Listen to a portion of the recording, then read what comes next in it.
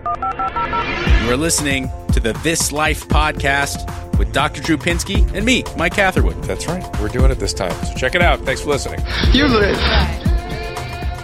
Hi, everybody. I want to remind everyone that you can share this with your Facebook followers as well. We appreciate the support. This is a special This Life, that you live this life, with my present partner from KBC 790 AM radio. We have that midday live show Mike and I do every day. Yes, we do. And also remember the other shows. 5 days a week. Yeah. Dr.com, you get the Adam and Drew Show, the Weekly Infusion, me and Bob, and also the 790 KBC AM show is on there as a podcast as well. We link there. And do check out our sponsors. We want to thank Hydrolite. Go to the banner on Dr.com for details. We've got good stuff, man. I right now is just begging Susan, please get me some, because the reason I'm wearing sunglasses is I had eye surgery. I'm still wearing these damn sunglasses. My eyes are closed most of the time, and I thought it's too weird for me to just sit here with my eyes closed looking at a camera. That's too weird, so I'm wearing sunglasses. And Hydrolite is how I'm hydrating myself. And we have a 30% discount for everyone who goes to the banner, Dr.com. Use the code DRDREWHY, Dr. Drew HY, at checkout, and you'll get 30% off today. Also have our link here on Facebook. And our phone lines are open now. The phone number is 323-649-8268, 323-649-8268. And, Mike, because I had eye surgery, I can't read this YouTube business here. That is live on YouTube /Dr. Drew. There you go. And it is our privilege, Mike and myself, to welcome Tawny Kitaen. Yeah, Tawny, welcome. Tawny Kitaen. Hi, guys. How are you doing? Tawny, you're such a privilege. It's such a pleasure to talk to you. How are your kids? My kids are great, but first, can I just say that, do you know why I'm wearing these glasses? Because it's a show support for me, I'm hoping. Don't do that. Support for Dr. Drew. Don't ever support him. Tawny, I appreciate it. You know my partner Mike is not wearing sunglasses. He's not supporting. I have them on my chest, and I'm still not going to put them on. Oh, my God. Please. You know what, Mike? You're really handsome, by the way. Thank you. Yeah, I get that a lot. Just had to put that out there. I get that a lot. I appreciate that. I'm kidding. I didn't know how to say I get that a lot. Well, it's funny you say that. Mike because has never asked a girl out, Tawny, ever. I'm not kidding. That's true. Want to give it a shot? I don't know what my wife would have to say about that. No. But I have to be very honest that Dr. Drew and I were talking about you before the podcast, and I said, it's funny that you brought up Tawny Kitaen, because I was watching Bachelor Party the other day, and I had to leave the room with my family to go pleasure myself because of how hot you were. That is a true, 100% true story. Oh, my gosh. Yeah. Don't say that in front of Dr. Drew. I feel he's like family. I can't.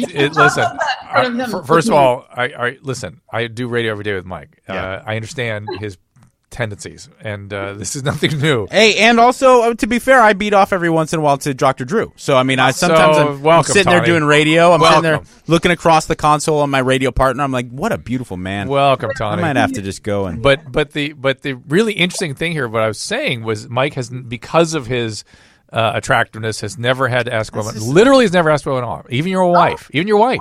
That is true. My wife had to do all the work for me. Yeah, really? That's true, yeah. It's not that he wasn't going out. He was going out plenty, but never actually asked somebody out. Ask anybody. Never had doesn't have a line ready. Yeah, no, I definitely don't have a line ready. But I did try to ask a girl out once when I was like 19. Uh-oh. I think I told you this story. What happened? But and I don't even know if this counts, so I may be in the clear. I was working out at a gym in Pasadena, Gold's Gym in Pasadena. Okay. And this girl behind the counter was so hot, and she was like really my type. She was like a half Asian, Drew, like kind of like ethnically vague. That's Mike's brunette. thing. He grew up in San Marino. Yeah, which means nothing to anyone listening. A lot of it's very heavily populated with Asian people. Yeah, so I know I would talk to her, and we got along well, her and I. And I would talk to her pretty much every time I came in, and she always had these fun things to say. And this is at the height of the Kobe Shaq Lakers. This is probably 99, I would say. And I go up to her and I go, hey, I got season tickets. Would you like to go with me this Saturday night? And she doesn't, like, there's no sarcasm to it. She looks at me, she goes, no.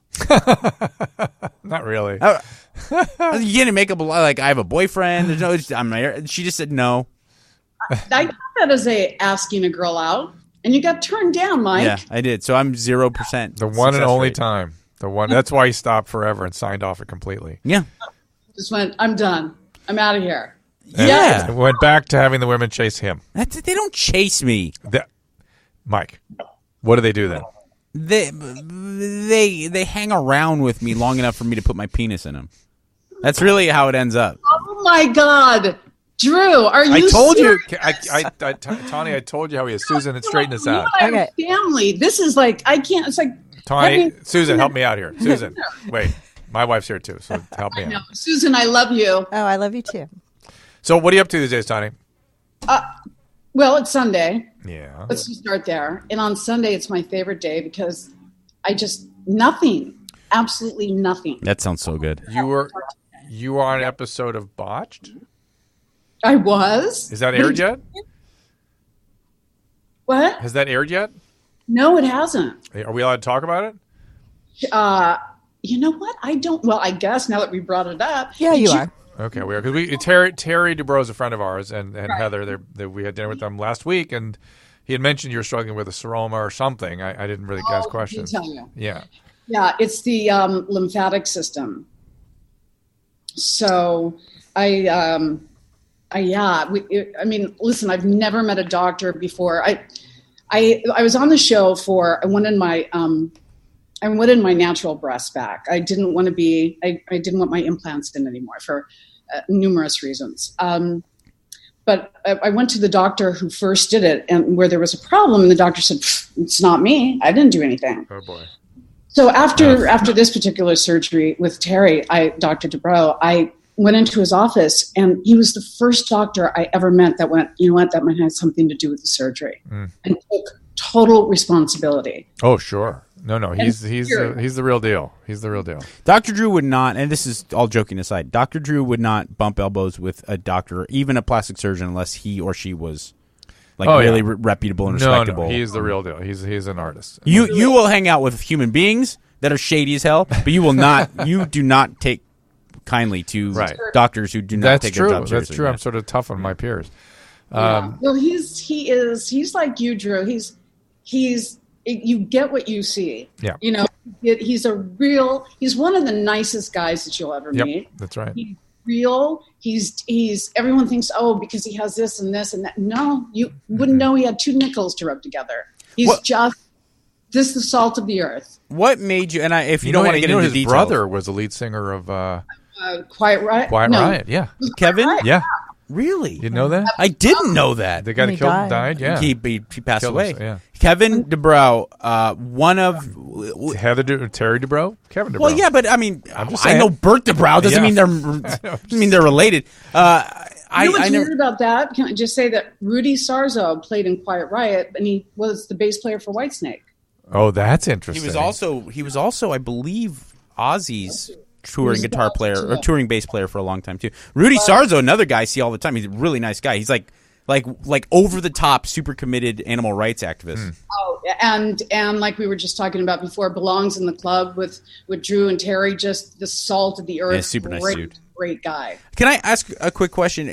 I know you. If you don't want to get into details, I totally understand. But you said you wanted to get rid of your implants for a bunch of reasons. Was that emotional, psychological, or was it mostly like physical? Was it pain? What kind of really led you to make that decision? I think what led me to that decision is that I finally grew up and started to like me and realized that I didn't need anything to attract friends, the opposite sex, whatever. Yeah. I just realized that I was being a fraud. And plus I thought, I really want to get this word out. I really want to get the word out to girls that if you are thinking about doing this, you have to really start to think about what's going down inside of you. Because it's not like any other type of plastic surgery where you're trying to keep young the way that you look. You're actually transforming your body. And boobs are something sexual. So who are you doing it for? You're doing it to attract men.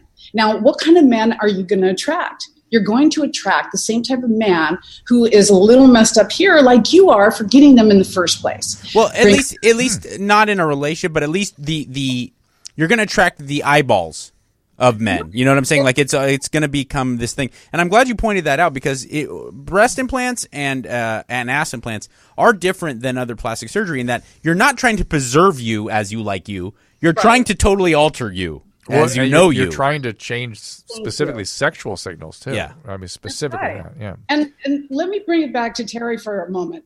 I said to him, like Heather obviously didn't feel that she needed anything to get a man. And that is a reflection on you because you went for a girl who was so secure with herself that she didn't need to enhance her breasts. So I look at you, Terry, and I go, wow, you must be a great guy because she's got to be a great woman. He's very kind to her and says she's a perfect person. That's his statement. Yeah, that's a perfect person. Well, that's how you talk about Susan too. She is another perfect person. It is how you talk about your wife. Really? It actually gets old. Yeah, honestly, Susan, I'm not just saying that because you're here. Drew is right at the top of guys that talks. Nate is laughing. He talks so universally highly about you. I mean, listen, we bro out and we have our gripes about our wives, like I think any guy would. But he talks so highly about you. Makes me wonder what's really going on. Question it, yeah. No, he really does. He really does. And you know what, Drew? I was thinking about it earlier. We've known each other for like 30 years now, haven't we? Oh my God, from radio and stuff, right? Yes, from doing love lines back in that's right. early 81, 82. Oh my God, was nice. Oh no, I can't believe it.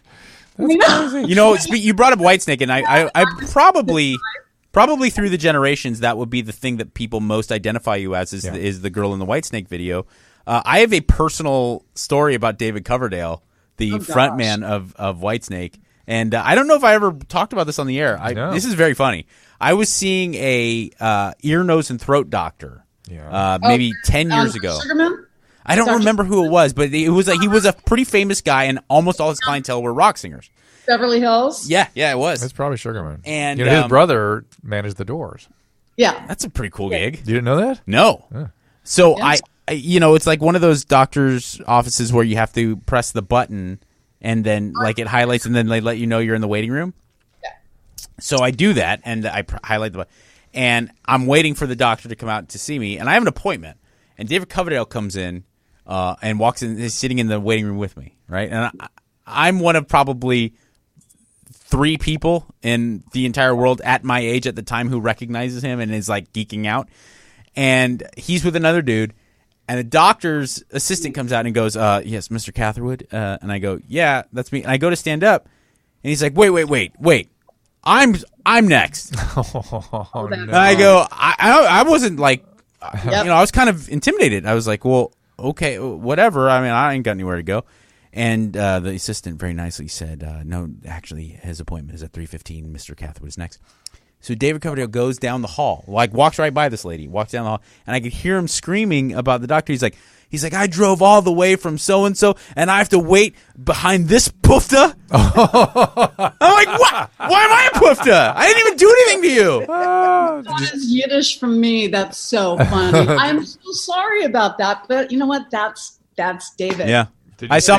Then what? How did it resolve? That's it. And then he stormed out all pissy because he didn't get to go in front of me. And then I saw him at the Rainbow like 5 years later, and I told him, and he's like, yeah, it probably totally happened. And he was very apologetic. He was very nice to me. He's like, yeah, I probably did that. That's him too. What year? Do you remember when this was? Probably 2005 or 6. Oh, okay. Because when I was with him, he had to have vocal surgery.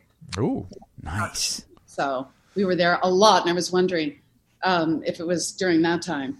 No. I don't. I mean, unless it was around that. This was I had people telling me that I was going out and I was in a band at the time and I was screaming my head off. I was in like a grindcore band, punk band, screaming my head off at night and then trying to go do radio in the morning. And I would say my throat, it hurts, not like scratching, it's like it actually physically like muscle soreness. I'm like, you got to go see this guy. So I go to see him, and they're like, yeah, we could take care of that, no problem. That'll be $7,000. Oh. And I go, I have no health insurance. And they go, oh, well, go ahead and write us a check. I was like, well, I'm just going to I'll deal with this on my own, yeah.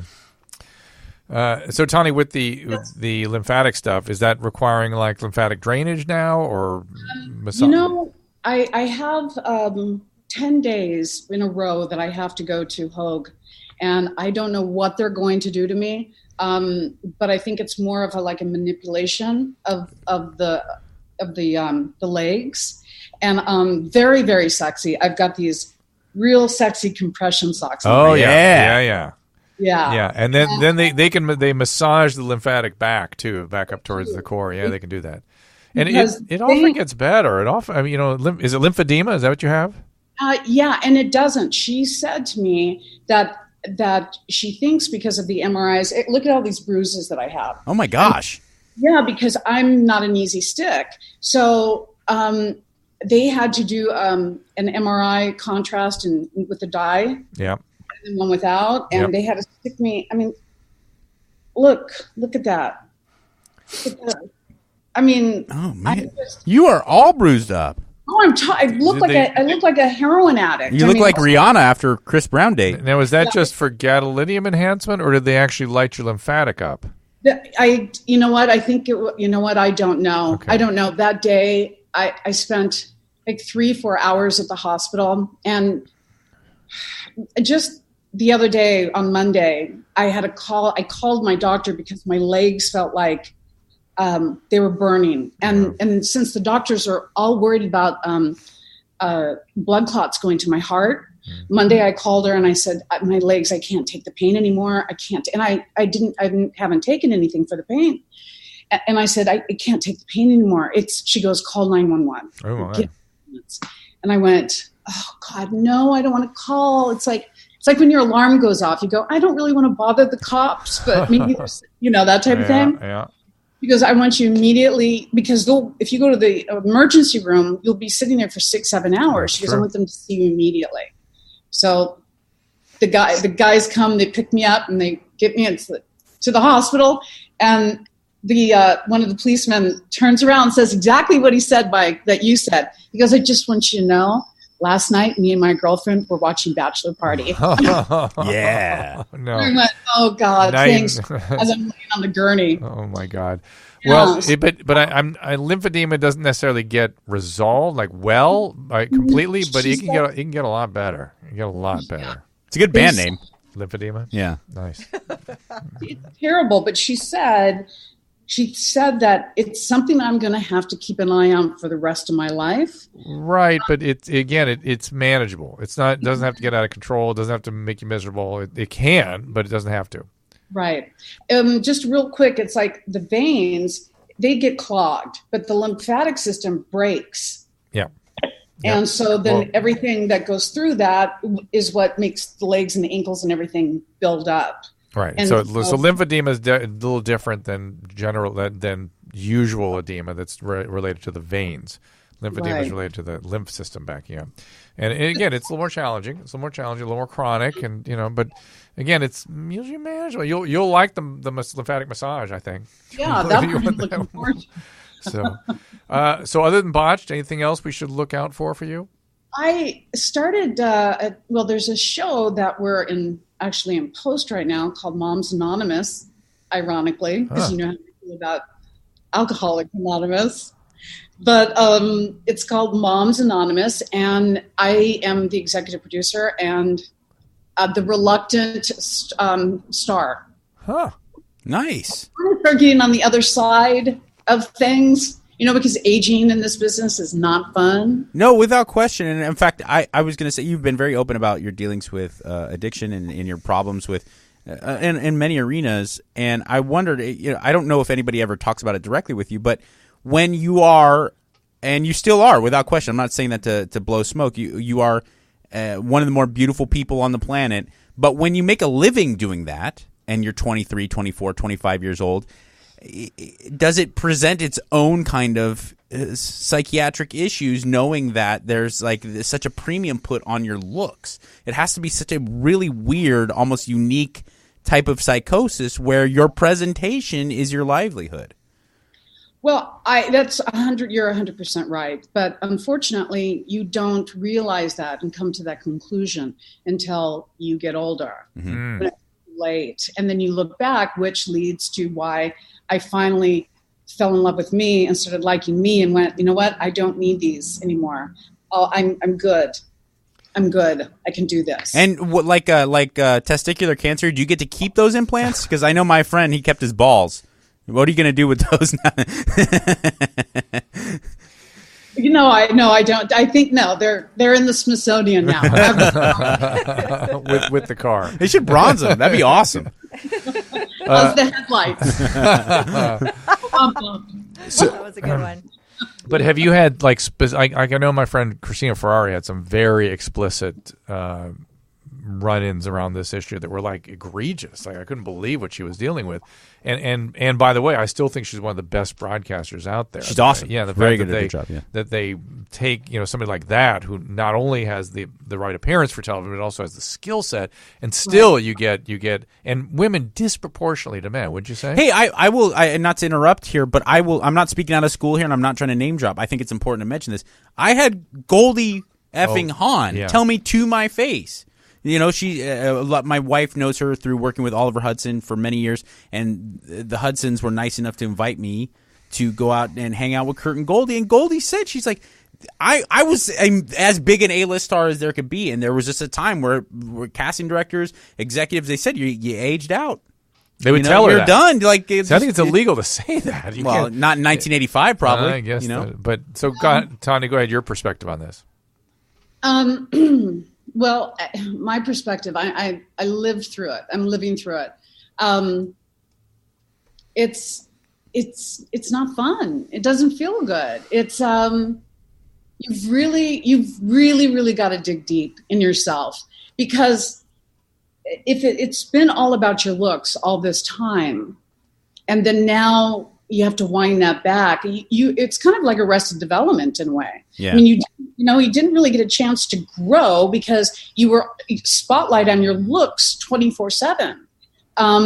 I just thought of an interesting question. Yeah. Is there something about, and I'm going to ask you two this, and maybe Susan too, something about the club of really attractive people that things the rest of us don't know? Oh, shut up. Like, you're not in that club. I'm not in that club. I dealt with it for so many years of girls coming into Loveline. They're like, oh my God, Dr. Drew is so hot. I can't believe this. Well, I'm not in the club. Look at his arms. Tawny, go ahead. Okay. The story. We were doing Celebrity Rehab, right? Yeah. Okay, Celebrity Rehab, which, by the way, I wasn't coming off of anything on that, right? Mm-hmm. Mm-hmm. And we always had to do these fun exercises. And one day we were going to a big lake, and we were going to, ride boats or something. Dr. Drew comes walking out of the car, and he's got this black T-shirt on. Oh, yes. And it's cut to here, and you can see his guns. Tell me more. The girls were just dying. They're like, oh my God, he's so handsome. And had crushed Susan I feel like he's my brother. I feel like we're family. So I just looked at my brother, and I was like, oh, I didn't know my brother was that handsome. Oh, yes. But the rest of the girls were like, oh my God, is he married? Not just the girls, Tawny. Not just the girls. Ooh. You guys, also were a couple guys there. Which one was the one that was with Tiger Woods? Elin Nordegren? No, the one that. Rachel. Rachel. Apparently, Rachel Yucatel. I was told that she was pretty hardcore after Drew. Oh, yeah. You guys are avoiding my question. I witnessed it. There must be and some Rachel Yucatel was. I think she just was. There's so few people in her life that she trusted, and she trusted Dr. Drew, and it made her feel very. Yeah, there were never any boundaries. I never had any problem with boundaries with Rachel. Drew, who was the girl that was in my room that I shared? That she had a really, really hard time. She was so beautiful. Yes, Amber? Amber Smith. Oh, tell me more. Oh, tell me more about you and Amber. Amber is a miracle. She is 2 or 3 years now sober, way deep into it, can talk. Oh my God, she is a miracle like you can't believe. So she's a sweet lady. Yes, send her a note. She's a different person. Oh my God, I have goosebumps. I am so happy. I mean, her story with her mother. I know. Kind you were to put her mother in the real hospital rehab. No, we put her in the hospital because she has her blood pressure out of control and stuff. It was a mess. Oh my gosh! We had her on this podcast. We did. Did that Amber Smith. Oh yeah, we did. We had Amber with me and Bob. Bob and I do this podcast too, and we interviewed Amber. Yeah. And do you know what number that was, where they can find it? Susan? I can find out. It's one of the beginning ones. Yeah. So. I have a question for you, Tawny, and you guys did not answer my question. I know there's a club because I don't think there's a club, right. Especially for women in Hollywood. I don't think that there's some unique kind of behavior because you are awash in a sea of impossibly beautiful people. Okay. I think that kind of skews things in a different direction. But with recovery, and I would never think to name names, but I know for a fact from my own recovery and my involvement in the community here in Los Angeles that musicians and actors during that era, the glam rock musicians, guys in like hair bands and actors who hit it big, 85 to like 91, right. have a particularly hard time trying to deal with the uncomfortable realities of recovery because your life was so crazy out of control, almost fantasy-like. In comparison to guys, from the grunge era, guys who from the 70s, the guys I knew and hang out with in meetings that have really hard time trying to bring brought down back to earth were, selling 10 million records and having orgies pretty much every night in 1988, and it was almost impossible for them to be brought back to life. And I'm sure like people who didn't experience that and live through that life have no ability to understand just how crazy it got. But do you agree, Tawny, that there's something about that era and that lifestyle makes it really difficult to try to humble yourself and also have the ability to be drawn back into the toughness that comes with recovery? Yeah, I do agree with that. I was very fortunate during that time that I was working and I had to be responsible and I had to be on the set at 4 o'clock in the morning, 5 o'clock in the morning. I never drank before. I didn't do drugs. And when I met David, he had already done his cocaine and wasn't doing it anymore and had already lost a fortune. And so the whole 80s era for me, I got to see because I wasn't doing anything. Mm-hmm. So when people come out with books like Nikki Sixx or David Lee Roth, I'm like, how did you remember this? You were high the entire time. This is not correct. So I got a unique perspective of just standing on the sidelines and watching all these people. Now, to your question, I think the problem with the 80s was that it wasn't just a club. It was the entire nation.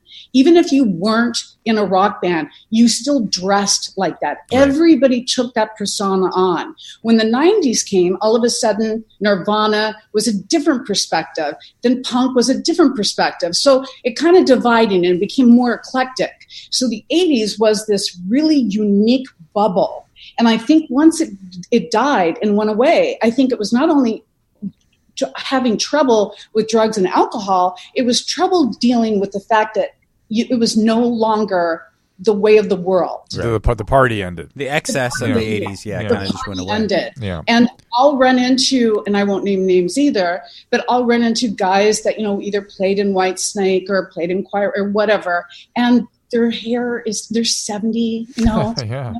And I'm like, dude, just let it go gray. It's so sexy. And cut your hair short. And, it's not nice. It's sad. So to your point, though, the topic we've been discussing, men have their own version of this. How dare you, Dr. Drew? My hair. Gene. This is me, Gene Simmons from Gene KISS. Simmons, Tawny, here we are. Gene's here. It's always a pleasure to talk to you, Tawny Kitaen, and you, Dr. Drew. You're a handsome and powerful man. Thank you, Gene. But I am a bit insulted because, of course, my hair is naturally cobalt black. This is my naturally black. I've had no. All your band members naturally black too? Paul Stanley was, he still looks like he's 24. He's 24, yes. But Gene, just for the we got to take a little break here, Gene. How about you just say a prayer to just on behalf of everybody here? Of course. Here we go. I want to say we're going to take a little break, but first, go ahead. Miss Kitaen, not only for you, Dr. Drew, but for the world. Okay.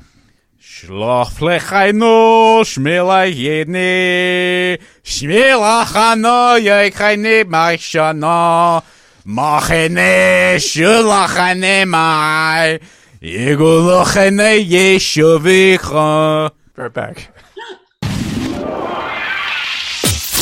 Hi, Dwight. Of course, you've heard me rave about these guys. It's a product that I actually wanted to develop myself. I conceived of this. I knew it was needed. It was already in Australia, and now it is here.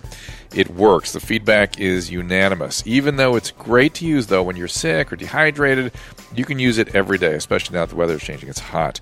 So whether you're exercising or maybe you got seasonal allergies or you drank too much or you got vomiting or diarrhea, whatever it might be, you can reduce fatigue and keep feeling healthy as well. Once you've started feeling dehydrated, sometimes a little too late. So you want to stay hydrated. And rapid rehydration, if you do get dehydrated, requires a proper balance of sodium, glucose, and water, and nothing provides it like Hydrolyte. I'm telling you, it's the same as an IV fluid via your mouth, via your enteral system. It's based on established, proven science, quite simply the best rehydration product out there. It comes in great flavors. They have those fizzy tablets. Also, they have a powder and a premixed drink. Compared to other sports drinks, Hydrolyte delivers up to 4 times the electrolytes with 75% less sugar. Hydrolyte solutions are appropriate for all ages, and each bottle or package includes easy-to-follow directions. All right, you can find Hydrolyte at Rite Aid or online at Amazon or click through at drdrew.com. And for a limited time, our listeners save 30% on Hydrolyte if you use the code DRDREW, Dr. Drew, HY at checkout. That is DRDREWHY. 30% off. Great deal. Do it.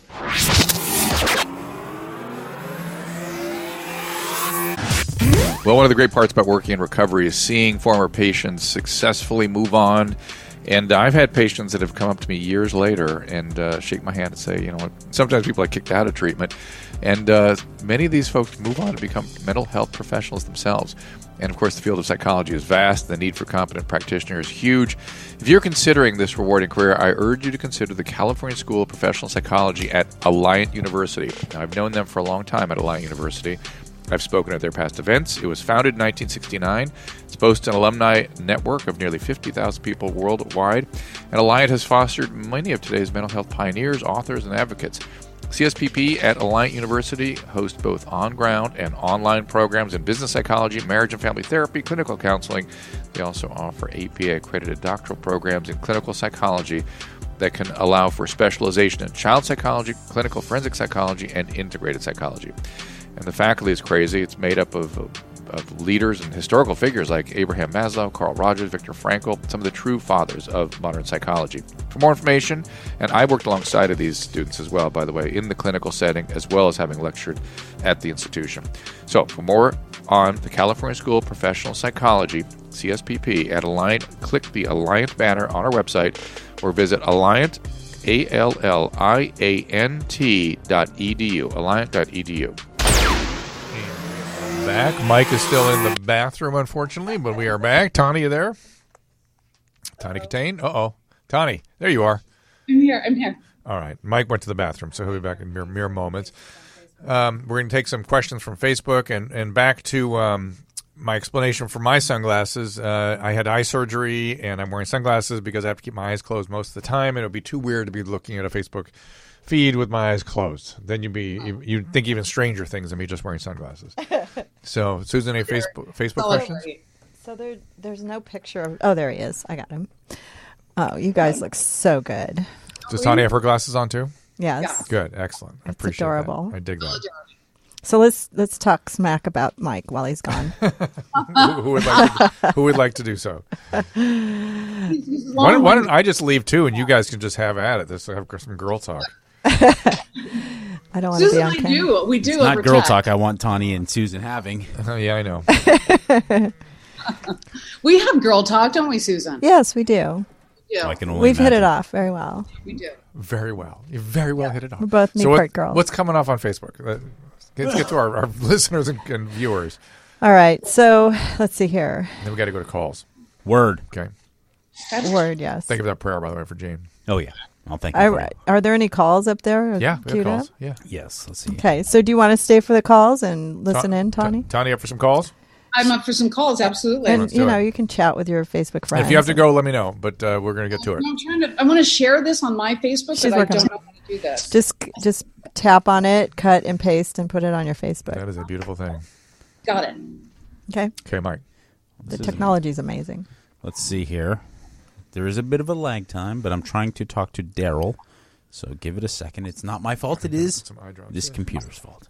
Yeah, it takes a while. Hello, Daryl. Yes. What's up, man? Good job.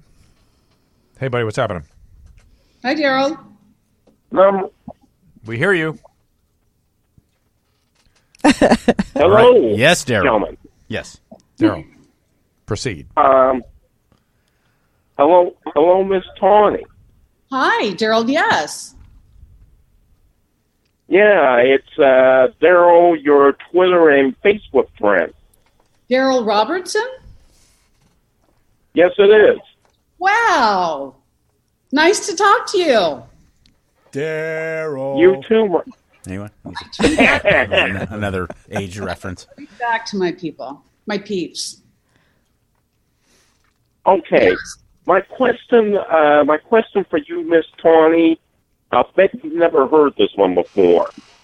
And that is, have you ever had a love addiction? You know, where, love addiction, where you take a crush and it turns into something you can't live without 24/7.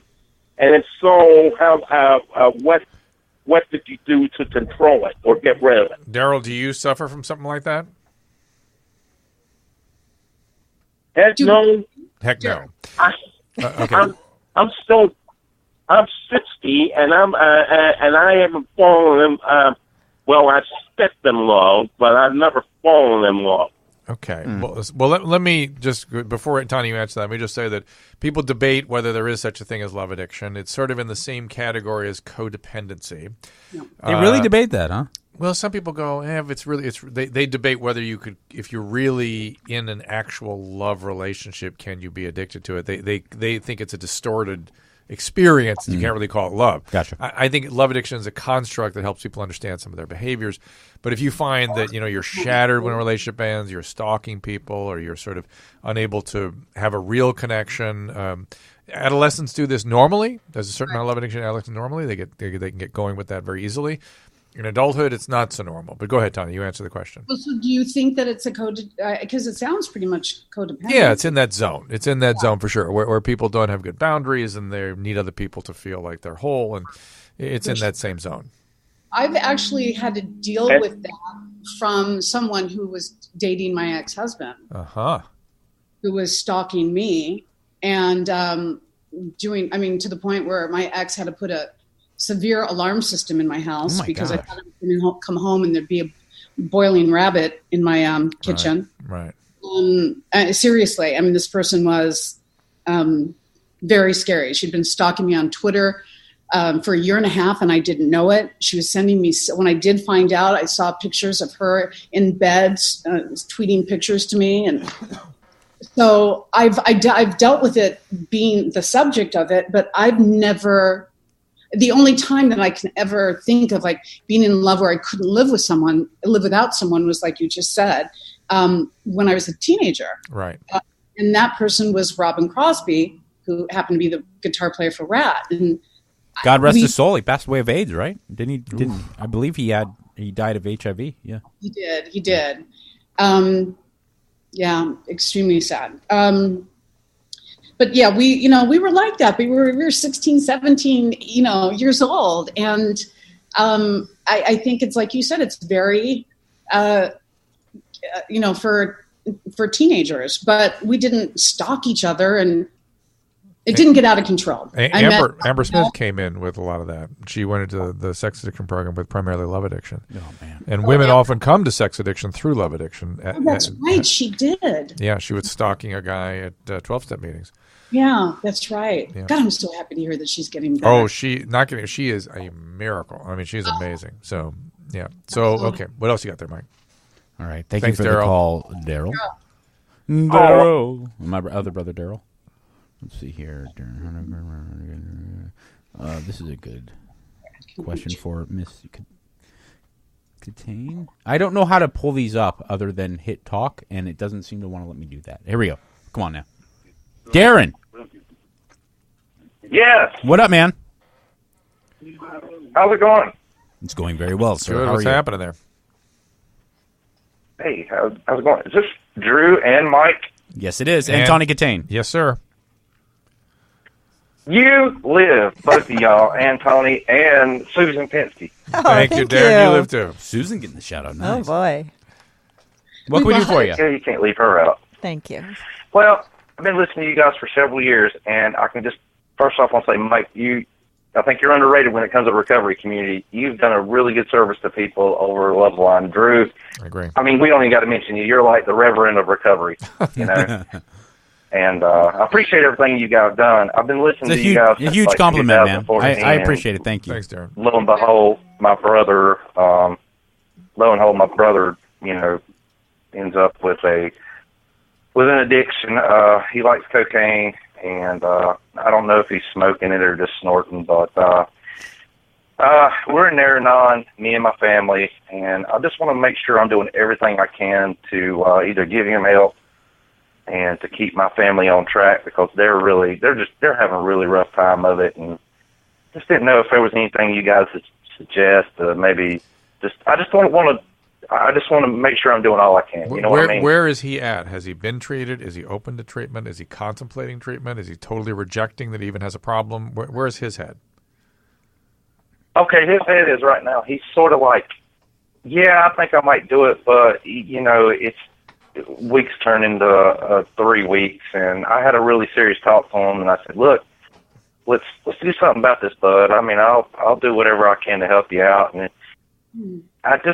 he just keeps saying that he'll do it, but then again, he really won't. You know what I mean? Stimulants are hard, Mike, because they're so intermittent. You know, It's hard to get a clear bottom until something happens, and that's unfortunate when it does, or they end up in the street or whatever. But it's hard to motivate a stimulant addict because they have the illusion of control because it comes in binges. That's so true. Well, yeah. unless he's smoking rock, there's no illusion there. Meth. Or crack even. Well, crack, they usually gets their, you know. Yeah. But let me just understand. So where would you send him if he were motivated?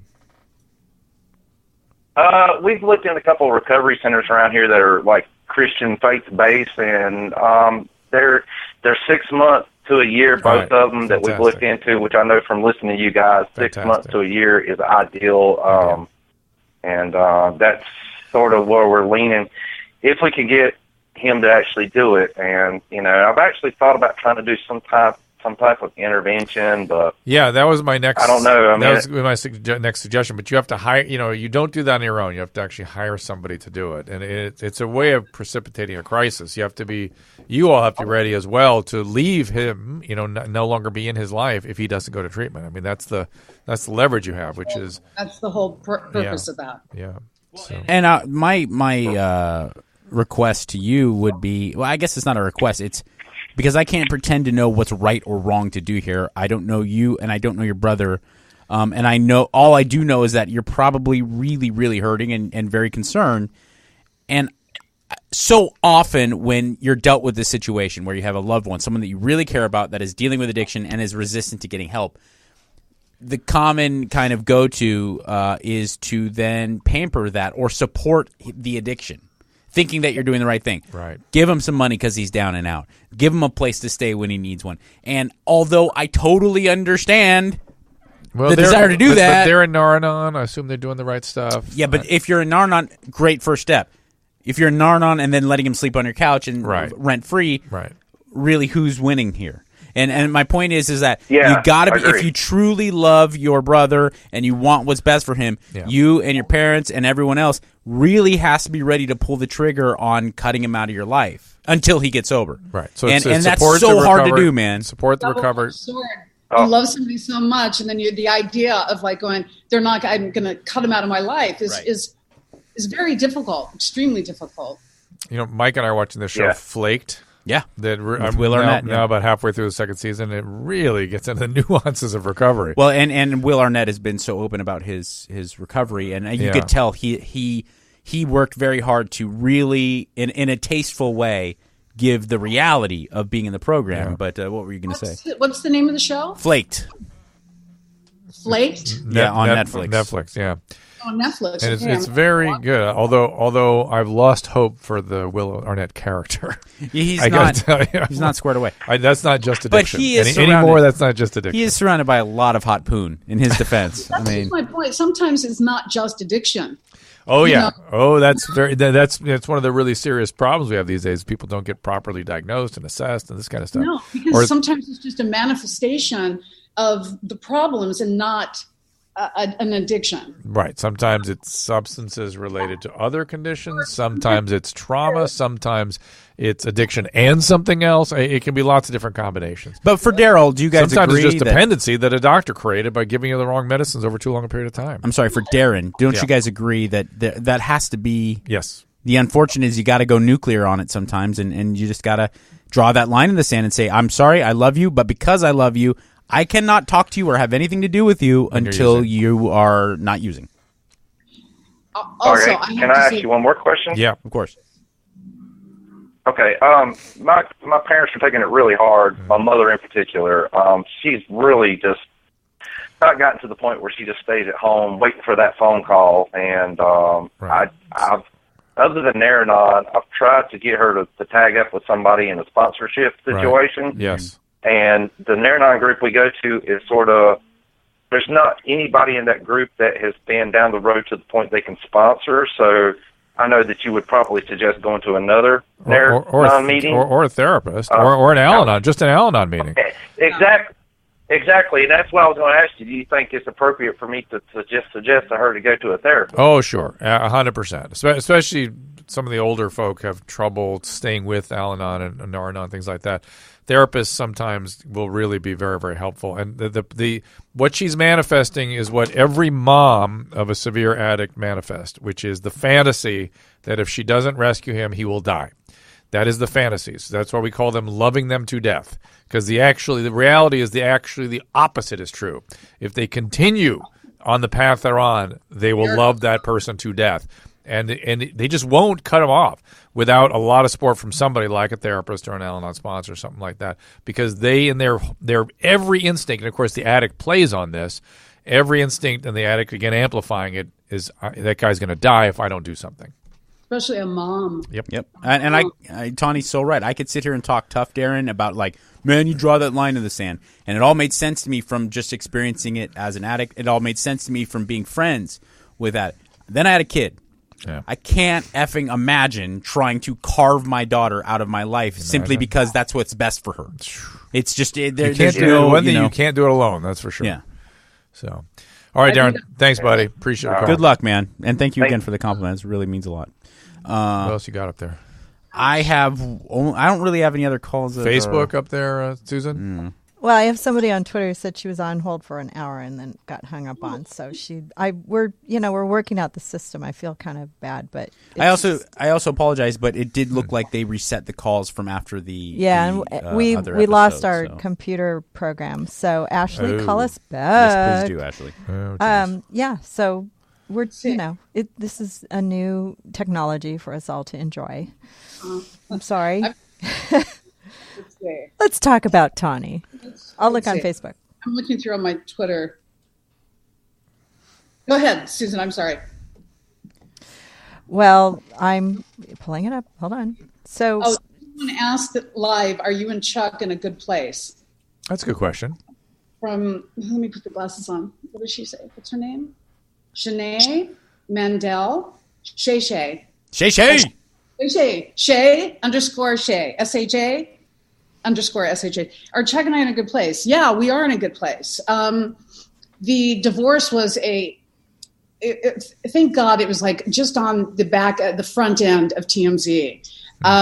Because it was a skeptical, and it was just all smoke and mirrors, because when there's a lot of money involved, it's not a regular divorce.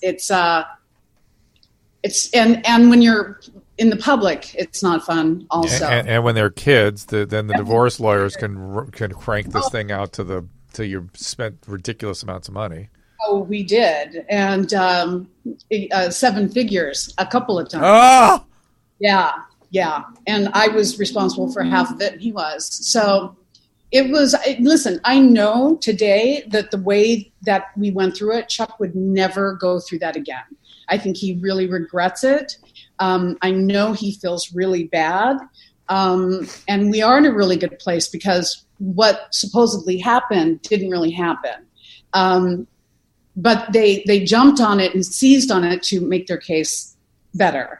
And And he's paying for it. He's also grown a conscience, and he's a really great guy. And we're good friends. We're good friends. We were traveling and going on vacations and all that kind of stuff together. The last year with our last daughter getting ready to go to college, we both have been kind of taking time to ourselves, and that's a hard one. Empty nest. And Drew, you know how that feels. It's not fun. We kind of liked it. Well, you had 3. And they were gone all at once. It was like we went from... Yeah, you liked it until you had to write checks. Oh, no. I had to hear about it every night at Love Line. I don't know. But it's terrible. So we're going to be in each other's lives for the rest of our lives. You know, we've got these 2 kids. And if you don't get along with that person... I mean, the weddings, the baby showers, and all of that, your life is going to be a living hell. Yeah. Right. So I suggest, rolling back whatever feelings of animosity you have towards your ex and get over it and realize what you fell in love with in the first place and go, you know what, that's a decent person. I like this person. What's the breakdown of your kids? How many men, how many boys, how many girls? 2 girls, no boys. How old are they? They must be like 20. One's 18, right? Winter. You met Winter. Yeah, Winter. She's now 24. Wow, crazy. I know. And our youngest is 19 and just graduated CBM, where Susan Drew went to school. There it is. I'm sure she's the biggest alumni in the entire history of the school. I couldn't wait to get the hell out of there. How do you deal with? And I'm being very delicate with this question because I'm being serious too. I can only assume that your daughters are ridiculously hot. You know, they have your blood, and Chuck's a super good looking dude, and I can only imagine they're like really just stunners. How do you have a talk with them and talk about like the trappings of having guys bend over backwards? The club. And do you, like what can come from the I'm sure amazing things that come from it, but also people exploiting you, taking advantage of you. This is the other side of the aging conversation we had too, right? There's another piece of this. So go ahead, Tawny. Yes. Well, okay. So what was the question? How do you have a direct conversation with your daughters about being the type of girl that guys are constantly bending over backwards to do stuff for, and the motives of a lot of these guys, you know, they really only want one thing, and they're not gonna stick around. Yes, motive. What's the word? Motives. Thank you. That I absolutely unequivocally have always talked to both of my girls about. Yeah. The good looks, I haven't really had to go there because I tried to make them more scholastic. Yeah. I went down that road with them because that's not what happened to me. So what doesn't happen to you, you tend to do with your children. Sure. So I was really, it's all about school. It's not about looks. It's about school. It's ACTs twice, SATs twice, or, college. So yes, they're good looking girls. One of them, my youngest one, is almost 5'11". She looks like a Victoria's Secret model. She's got these cheekbones and all this hair, and she's gorgeous. And I said to her, how would you feel? Would you like to, get on the runways in Paris or Italy? Between your father and I, we can probably get that done. She goes, no, I don't want anything to do with that stuff. That's huge. I'm like, yay. It is true, right? I think we all do it to a certain extent. You try to impose on your children all the things that weren't afforded to you or that you didn't choose. Something about your upbringing always affects your parenting style. Whether Absolutely. It's too much, too little, something, it always reigns through one way or the other. That's right. So to answer the question with the looks, like I'm sure they know that they're good-looking girls, but they're you know what they are? They're good citizens. That's all I wanted to raise. However direction they went, whatever they decided to do in their life was up to them. I just wanted to make sure that my children were good citizens of the world. Yeah. Well, Tawny, we are, as always, it's just great to talk to you, and I appreciate you spending a little time with us, and it's great to catch up, and thank you for helping our callers. And a real pleasure to meet you, honestly. Yeah. Nice even digitally. Okay, Mike, and helping Susan out here. Susan, anything? Everybody's very concerned about your eyes, Drew. They should be. My eyes are bugging me. I'm sorry. Well, this is it, and you get to rest now. I know. This is it. Unless you want to come on calling out and talk to your mother. Can you play a little blues guitar? Just something to help make that. I'm going to be in a dark room, just sitting quietly. That's my plan right now. After I get some hot coals after this. No, I want like 3 quarts of Hydrolite. I kid you not. Oh, I'm going to go to the car and get you your Hydrolite. Thank you. I'm so sorry. You'll get better though. Yeah, it waxes and wanes, and I'm so glad I did. Thank you, Dr. Seal, for putting me through this. But it's extraordinary to me that the average person can get through this. I mean, I sort of know what's going on. It probably makes it worse, actually. I had cataract Ignorance surgery. is bliss. So easy. Ignorance is bliss with surgery. If you know what they're doing, it probably makes things so much worse, and you know what's going on. Yeah, but when you see it happening right there in front of your eyes, it was incredible. And then the discomfort afterwards, you kind of... What's that? Did you get any anesthesia? No, they numb the eyeball, and you take a little piece of Xanax. You didn't have oh my, okay. So metal. And then he won't take the medication. Opiates make me feel terrible. I don't like that. He gets really agitated. I'm with you, dude. Don't do it. Yeah, I can't do that Vicodin. I used to. We know that. I can't do Vicodins, the Percocets, I think there's a limit in one person's life, and then you hit that limit, and then it turns into your worst enemy. Good. Nice. Yeah. I like that. I think it's actually good for a doctor to have surgery and see how it feels because, they're so matter of fact. And it's true. That's true. We get a little cavalier, but that's why I was thinking to myself, I can't imagine how the average person doesn't call the doctor every 15 minutes. Like, I'm miserable. But anyway, because you take the doctor's word for it. As an average dude, you go, doctor said it's going to be uncomfortable for a weekend. Okay. Well, that's what I'm doing. So. Well, listen, everybody, we're going to wrap this thing up. Again, thank you all. Check out DrDrew.com and the YouTube channel, and follow us on Facebook, and check out the people that support us. Click on the banner, get that 30% discount on Hydrolite. And find Tawny at Tawny Kitaen on Twitter and Facebook, right? Right, and Instagram. And what do you have coming up? You want anybody to know about? Well, we're in post-production with Moms Anonymous, and I'll let everybody know when that starts to air. And Great. And then you may see her on Botched, which should be a great episode because, Yeah. And I know Terry loves you, so he should probably be a fun episode with you guys. Good guy. All right, you guys, we'll wrap it up, and we'll thank you, Mike, and we'll see you all next time. Thanks. You bet. Remember, you can find all these podcasts at drdrew.com. The Dr. Drew podcast, the This Life podcast, and the Adam and Drew podcast, which is available 5 days a week. Find them all on iTunes and rate us 5 stars. Subscribe and get it first. And if you're really happy, click on the Amazon banner at drdrew.com to help support the show. We'll thank you for it. If you join the email list via drdrew.com/contact, we'll send you a weekly infusion newsletter with Dr. Drew's news. We're so grateful when you get in touch. We read all your emails and we'll bring you the subject matter you want to hear about. You live.